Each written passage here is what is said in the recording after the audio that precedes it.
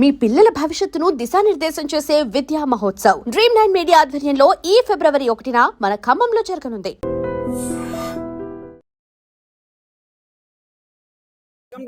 This is Pawan. So రాజకీయ పరంగా ఈ ఎమ్మెల్యేల పార్టీ ఫిరాయింపు కేసు అయితే ఒక కొలిక్కి వచ్చిందనే చెప్పుకోవచ్చు.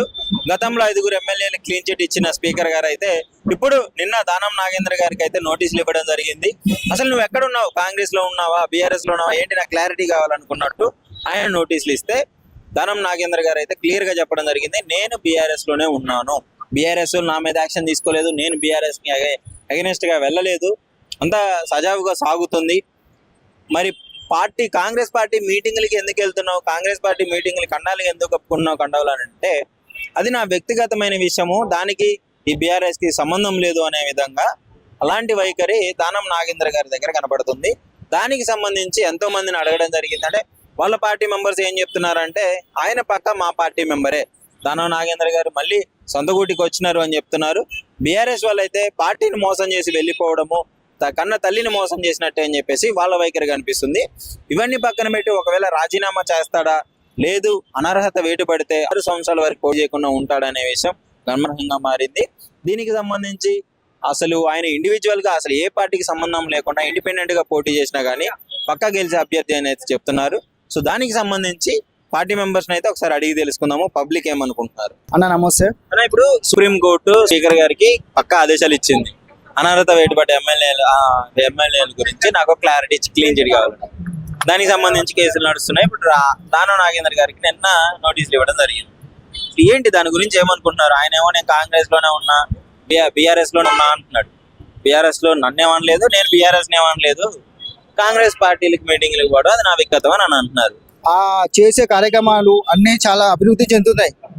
అయితే కేసీఆర్ వాళ్ళకి, టీఆర్ఎస్ వాళ్ళకి ఏమవుతుందంటే, కేసీఆర్ కానీ కేటీఆర్ కానీ ఏమవుతుందంటే అభివృద్ధి చేస్తుంటే వాళ్ళకంటే అభివృద్ధి చేస్తుంటే వాళ్ళు ఓర్చుకోలేకపోతున్నారు. దానివల్ల ఏమవుతుందంటే ఏదో ఒకటి చెయ్యాలి, పార్టీలను ఏదో బదలం చేయాలని చెప్పి నాగేందర్ అన్న పైన ఇట్లాంటి కేసులు వేయడం అనేది జరుగుతుంది. అట్లా అనేది చాలా తప్పు. ఎందుకంటే మనం అభివృద్ధి చేస్తున్నాం కాబట్టి వాళ్ళు ఇట్లాంటి మాటలు మాట్లాడుతారు. వాళ్ళు చేత కాకనే ఇవన్నీ మాట్లాడుతారు. బీఆర్ఎస్ నుంచి గెలిచి కాంగ్రెస్ ఎట్లా వస్తారు అన్న? ఒక మాట చెప్పాలా, అట్లా అంటే ఒక ఏమంటారు, కేసీఆర్ గారు తీసుకోండి, ఫస్ట్ ఎక్కడున్నారు, యూత్ కాంగ్రెస్ లో ఉండే, తర్వాత టీడీపీలోకి వెళ్ళిరు, తర్వాత ఆయన పార్టీ స్థాపించారు, ఎమ్మెల్యే అయ్యారు, సీఎం అయ్యారు. అట్లా అనేది పార్టీ అనేది ఎవరి అది కాదన్న, ఎవరి అభిప్రాయం వాళ్ళది, ఎవరి ఇష్టం వాళ్ళది. ఇప్పుడు ఆయన 10 సంవత్సరాలు టీఆర్ఎస్ లో ఉన్నాడు, దానమన ఒప్పుకుంటా. అప్పుడు ఏం చేసిండు, అభివృద్ధి చేయలేదని చెప్పి ఇప్పుడు కాంగ్రెస్ లోకి వచ్చిండు. దాంట్లో తప్పు పడితే ఎట్లా? ఎప్పుడు అవునన్నా, అప్పుడు అభివృద్ధి చేసిండు. కానీ పార్టీ అనేది ఏం చేస్తుంది అంటే, కొంతమంది ఉంటారు అట్లా, ఎట్లా అంటే వాళ్ళ అసెంబ్లీ వాళ్ళు చూసుకున్నారు, వాళ్ళ అభివృద్ధి వాళ్ళు చేసిరు కాబట్టి దానమన్న అదంతా చూసుకుండు. ఎట్లా అయితే కాదు అని చెప్పి కాంగ్రెస్ లో అభివృద్ధి అనేది ఉంది, అదన్న కూడా చూసిండు, అభివృద్ధి చేసాం, కాంగ్రెస్ ఉంటే అభివృద్ధి ఇంకా ఎక్కువైతుంది అని చెప్పి పార్టీలో జాయిన్ అయ్యాడు. అంటే తప్పు లేదన్న. మరి కేసులు పెట్టి ఇప్పుడు అనర్హత వేటు పడింది కదా, ఇప్పుడు ఆయన రాజీనామా చేసి మళ్ళీ పోటీ చేస్తారా, లేదు నేను బీఆర్ఎస్ లోనే ఉన్నా అని చెప్పేసి ఇంతే ఉండిపోతాడు అన్న? ఒక మాట చెప్పాలి, పబ్లిక్ లో కాంగ్రెస్ అనేది చాలా బలంగా అభివృద్ధి చెందింది. మీరు చూసిరు, కంటోన్మెంట్ లో చూసిరు, మన జూబ్లీస్ లో చూసిరు, చాలా అభివృద్ధి చెందింది. దానమన్న కాంగ్రెస్ నుంచి ఒకవేళ అట్లా జరిగినా మళ్ళీ పోటీ చేస్తాడు, 100కి 100%.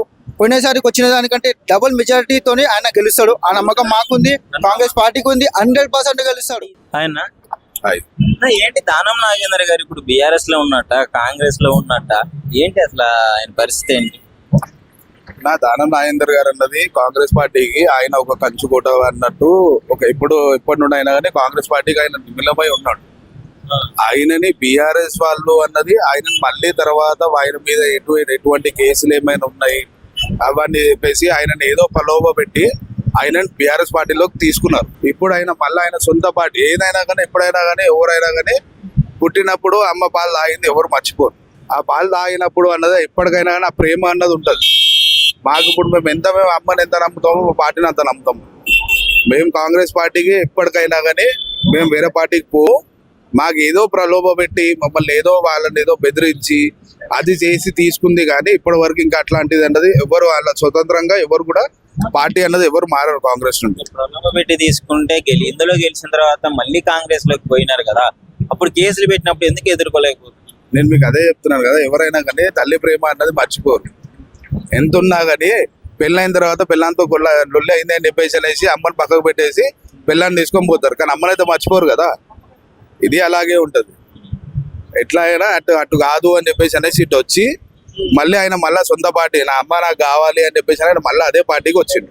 మరి ఇప్పుడు కేసులు అవుతున్నాయి కదా, ఇప్పుడు ఇప్పుడు పోయే అవకాశం ఉందంటే రాజీనామా చేయకపోతే ఇప్పుడు అనర్హత వేటు పడిందంటే మళ్ళీ 6 సంవత్సరాల దాకా కనీసం పోటీ కూడా చేయలేని పరిస్థితి. ఎలా ఎదుర్కోబోతున్నారు ఇది? సరే, ఇప్పుడు ఈయనకు అనర్హత కేసు వేస్తున్నారు అని అంటే మరి కేసీఆర్ మీద ఏం కేసు వేయాలి? కేసీఆర్ ముందు ఏ పార్టీ? టీడీపీ నుండి కాంగ్రెస్ లోకి వచ్చిండు. కాంగ్రెస్ లోకి వెళ్ళి ఆయన సొంత పార్టీ పెట్టుకుండు. మరి ఆయన మీద ఏం కేసు వేయాలి? ఇప్పుడు దానం నాగేంద్ర గారి మీద వేస్తున్నారు అంటున్నారు, సరే ఒప్పుకుంటాము. ఆయన మీద వేసినా కానీ వీళ్ళ మీద ఇప్పుడు మళ్ళీ మరి కేటీఆర్ మీద ఏం కేసు వేయాలి? కేసీఆర్ గారి మీద ఏం కేసు వేయాలి? ఆయన కూడా పార్టీ మారి వచ్చిండే కదా. ఆయన దగ్గర ఇప్పుడు ఉన్న వాళ్ళు ఎంతమంది ఉన్నారో అంతమంది అందరూ పార్టీలు చేంజ్ అయ్యి వచ్చిన వాళ్ళే. ఎవరు సొంత పార్టీలో ఉన్న వాళ్ళని, సొంత పార్టీ మన తెలంగాణ కోసం అని కొట్లాడిన వాళ్ళని ఎవరిని దేకిరు? ఎవరిని చూసారు మీరు? ఇప్పటికి 17 సంవత్సరాల నుండి నేను పార్టీలో ఉన్నాను. ఇప్పటి వరకు నాకు పదవి అన్నది మన పదవి కోసం ఆశించలేం, పార్టీ కోసం చేస్తున్నాం. ఇప్పుడు ఇక్కడ ప్రోగ్రామ్ అవుతుంది. ఈ ప్రోగ్రామ్ కి కూడా మేము ఎందుకు వచ్చినాము? నార్మల్ కార్యకలాపాలు ఎందుకున్నాము? పార్టీ అన్నది ఎప్పుడూ ఎవరికి అన్నది మోసం చేయదు. కాంగ్రెస్ పార్టీ అన్నది ఎప్పటికైనా. బీఆర్ఎస్ లో ఎమ్మెల్యేగా గెలిచి కాంగ్రెస్ లో రావడం కరెక్టే అంటారు? ఆయన ముందు గెలిచింది కాంగ్రెస్ నుండి, తర్వాత బీఆర్ఎస్ లోకి వెళ్ళింది. అప్పుడు నువ్వు తీసుకున్నప్పుడు ఏం ప్రాబ్లం రాలేదు. మరి ఇప్పుడు బీఆర్ఎస్ లో గెలిచి కాంగ్రెస్ కి వచ్చిండు అని చెప్పేసి ఇప్పుడు ఎందుకు బాధ? అప్పుడు కాంగ్రెస్ లో గెలిచినప్పుడు నువ్వు బీఆర్ఎస్ లో తీసుకున్నావు కదా. సరే, ఇప్పుడు నీకు అనువా కప్పుకొని ఇప్పుడు కాంగ్రెస్ లో అదే అడుగుతున్నా. అది వాళ్ళకన్నది ఒకటి చిత్తశుద్ధి అన్నది ఉండాలి. ఏంటి అని అంటే ఇది చేసినాము అంటే మనం చేసే ఒప్పు ఎదుటోడు చేస్తే తప్ప. మీరు ఆలోచించండి, సొంత ఇంట్లోనే మీకు కరెక్ట్ లేదు. మీ చెల్లెనే కన్నీళ్ళు పెట్టుకొని ఏడ్చుకుంటూ కూర్చొని నేను ఇట్లా చేస్తున్నాము, నన్ను మా వాళ్ళు ఇట్లా చేసిర్రు అని చెప్పేసి నీ సొంత చెల్లెలే, బయట వాళ్ళది అవసరం లేదు. సొంత చెల్లెలే నీ మీద అంతా ఉంటే నువ్వు ఇంట్లోనే కరెక్ట్ లేవు, బయట ఏమి వెళ్తావు? మొదటి నాగేందర్ గారు రాజీనామా చేసినా సరే మళ్ళీ గెలిచే సత్తా ఉందా లేదా? 101% ఖైరతాబాద్ అన్నది దానం నాగేందర్ అన్నకి బీజేఆర్ గారి తర్వాత దానం నాగేందర్ అన్న కంచుకుంటారు. దాని ప్రకారంగా ఉంటుంది ఖచ్చితంగా. ప్రతిరోజు సిట్కి వెళ్ళాలా, స్టేట్మెంట్ ఇచ్చి రావాలా. దానికి ఏమంత ఇంపాక్ట్ చూపేది అంటారు బీఆర్ఎస్ ప్రభుత్వం చేసే? ఏమి చూపేది, ఓన్లీ టైం పాస్ చేస్తారు అంతే. వాళ్ళు మంచి మైండ్ డైవర్ట్ చేస్తారు.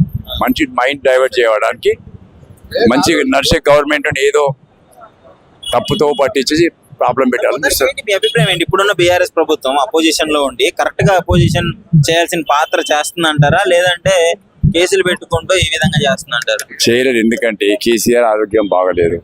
అతను మంచిగా ఉన్నప్పుడు బాగుండేది. అతను లీడు. ఆపోజిషన్ లో మాట్లాడే వ్యక్తి ఎవరు ఉన్నారు? ఎవరన్నా ఉన్నారా? అతను వాయిస్ వాళ్ళకొని వచ్చిందా? పొద్దున్న లేసి తిట్టడం, అతను రేవంత్ రెడ్డి గారు ఇట్లా అన్నాడు, అట్లా అన్నాడు, అదే అన్నాడు, ఇదే ఉంది పొద్దున్న లేస్తే. కానీ పనికి వచ్చే పని ఒక్కటి చేయటం బీఆర్ఎస్ వాళ్ళు. అంత టైం వేస్ట్, అంతా ఏది పనికి వచ్చేది కాదు. ఇంకా ముందు చాలా ఉంది ఎలక్షన్స్. కామెంట్ ఏంటంటే అసలు బీఆర్ఎస్ లో గెలిచి మీరు కాంగ్రెస్ లోకి ఎట్టబోతారు, రాజీనామా చేసి వెళ్ళి కావాలంటే అప్పుడు నేర్పించుకోండి మీ బలం ఏందో అని అన్నారు. మన నాగేందర్ గారు ఒకవేళ కోర్టు నిర్ణయం, కోర్టు నిర్ణయం వల్ల ఉంటుంది. ఒకవేళ అతను ఏది అయినా కూడా మళ్ళీ ఎలక్షన్ పెడితే గెలవడం మాత్రం ఖాయం. 100%. ఆ టాలెంట్ ఉన్నది, ఆ వర్త్ ఉన్నది. అతను ఒక గ్రౌండ్ వర్కర్.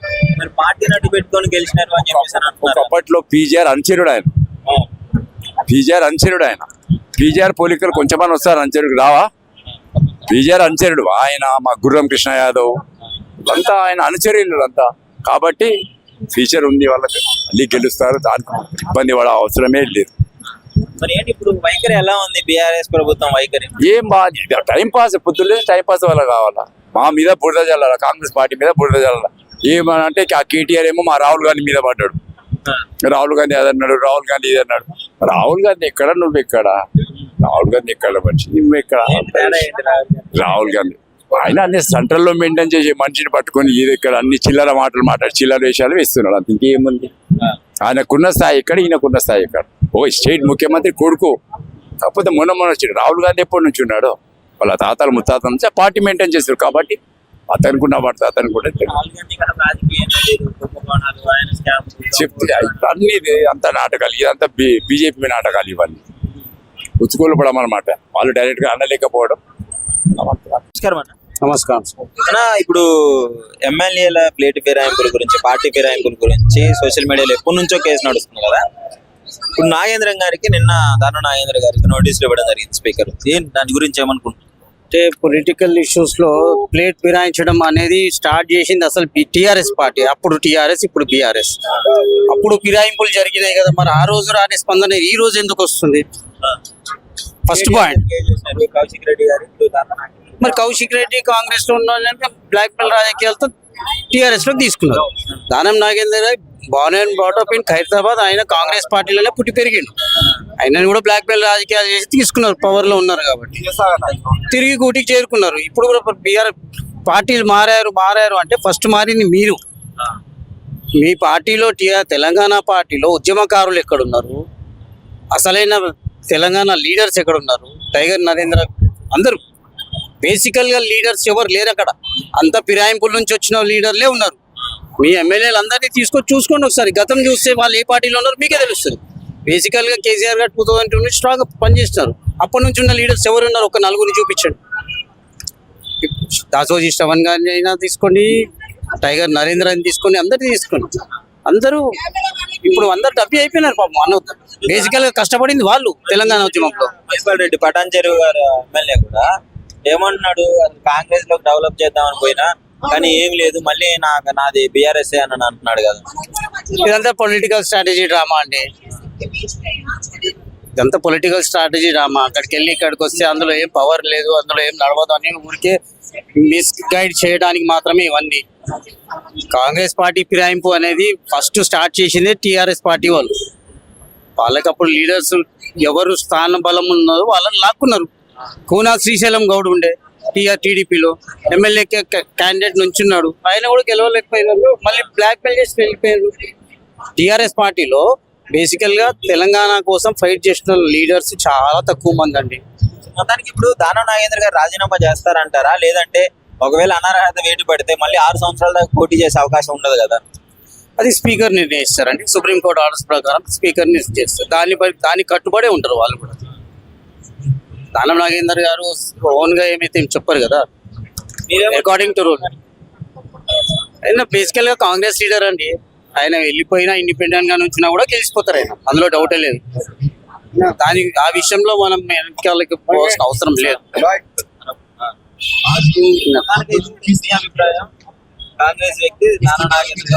బేసికల్ గా కాంగ్రెస్ లీడర్ ఆయన. బేసికల్ గా కాంగ్రెస్ లీడర్. ఫిరాయింపు అంటున్నారు. ఎంతమంది లేరండి టీఆర్ఎస్ లో? ఒకసారి మీరే ఆలోచించుకోండి. మీరు ఒక ఏర్వేటి చూపించే ముందు ఫస్ట్ మనం సరిగ్గున్నామా లేదా చూసుకోవాలి. మనం ఎంతమంది ఫిరాయింపు లీడర్లను తీసుకున్నాం? మనం తీసుకోకపోతే ఈ క్వశ్చన్ వేయొచ్చు, రైట్? మీరు ఈ క్వశ్చన్ వేసే ముందు మీరు కరెక్ట్ కూడా చూసుకోండి. మీరు ఎంతమందిని తీసుకున్నారు అది మీకు కూడా తెలుసు, వాళ్ళకు వచ్చిన వాళ్ళకు కూడా తెలుసు. దీని గురించి పెద్ద ఇష్యూ చేసి అనవసరంగా ఊరికే టైం పాస్ చేసి రాజకీయంలో ప్రాపర్ గా పని చేసే వాళ్ళని పని చేసుకునియకుండా అన్నెసెసరీ డిస్టర్బెన్సెస్ తప్పితే ఇవన్నీ స్పీకర్ గారు కోర్టు చూసుకుంటది. దాని గురించి మీరు ఇంత కష్టపడాల్సిన అవసరం లేదు. లోకల్ గా వర్క్స్ ఉంటే వర్క్ చేసుకోండి. ఇక్కడ పెట్టే టైమే అక్కడ పెట్టుకోండి. పార్టీ డెవలప్ అవ్వడానికి పెట్టుకోండి. వాళ్ళ మీద ఎందుకు ఏడవడం? నిజంగా ప్రస్తుతం ఉన్నటువంటి సమాజం దేనికి ప్రయారిటీ ఇస్తుంది? ఆర్థిక సంబంధాల చుట్టూ మాత్రమే తిరుగుతుంది. మళ్ళీ ఎన్నికలంగానే చాలా విరక్తి కలుగుతున్నాం. మంచి అనిపిస్తుంది కదా, లేడీస్ కూడా ఛాలెంజింగ్ జాబ్స్ చేసినప్పుడు చాలా బాగుంటది. ట్రాఫిక్ అసిస్టెంట్స్ గా నియమించిన ట్రాన్స్జెండర్స్ అందరితో సాల్యూట్ చేయించుకుంటున్నారు. ఫుడ్ డెలివరీ ఇవ్వటానికి వెళ్ళినటువంటి డెలివరీ బాయ్ అనిల్ పై కళ్ళ ముందు